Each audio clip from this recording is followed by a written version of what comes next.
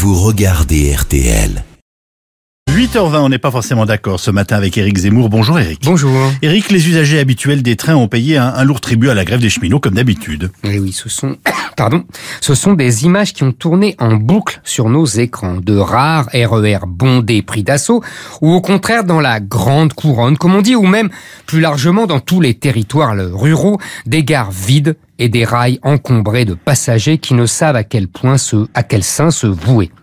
Autour de toutes les grandes villes françaises et de la métropole parisienne en particulier, le même spectacle désolant.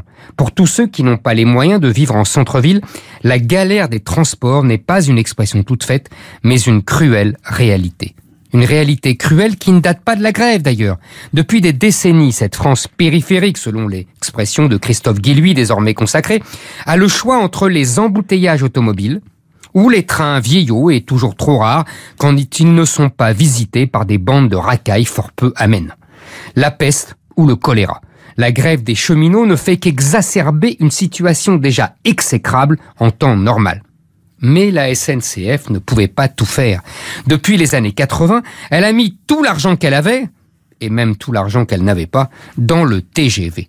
Car la dette pyramidale dont on parle tant aujourd'hui vient avant tout du TGV.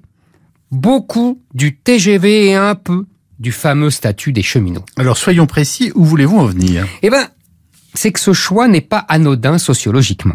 Bien sûr, le TGV a d'abord été conçu comme un formidable outil d'aménagement du travail et du territoire.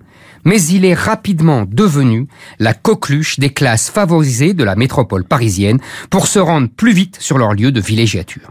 Les RER, les trains de grande banlieue, et je ne parle même pas des trains de petites lignes en province, sont empruntés par des gens plus modestes pour aller travailler à Paris ou dans les grandes métropoles. Il faut préciser, pour que le paysage soit complet, que c'est la gauche qui, à partir de Mitterrand, a opéré ce choix-là. La gauche qui a privilégié les bobos au détriment des classes populaires. La gauche bobo pressée de rejoindre le Luberon et qui se moquait comme d'une guigne du trajet entre Coulommiers et Paris. Les derniers à avoir mis de l'argent dans les trains de banlieue furent les gouvernements de Georges Pompidou. Et oui, c'est la droite gaulliste, proche de la bourgeoisie, disait la gauche à l'époque. La France périphérique paye donc 2 fois pour ce TGV qu'elle prend si peu, en temps normal, parce que ces trains de banlieue sont hors d'âge. Et encore une fois, je ne parle pas des trains de petites lignes, qui sont alors carrément au rencard. En cas de grève des cheminots qui se révoltent contre une réforme qui veut réduire leurs avantages sociaux parce que le TGV a coûté trop cher.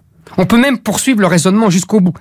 C'est l'ouverture à la concurrence imposée par Bruxelles qui met l'épée dans les reins des gouvernements français. Une Europe en faveur de laquelle ont voté depuis 20 ans les catégories sociales les plus favorisées vivant dans les centres-villes, aux grandes dames de cette France périphérique qui a toujours voté non au référendum européen et qui vote régulièrement pour le Front National, voire la France Insoumise.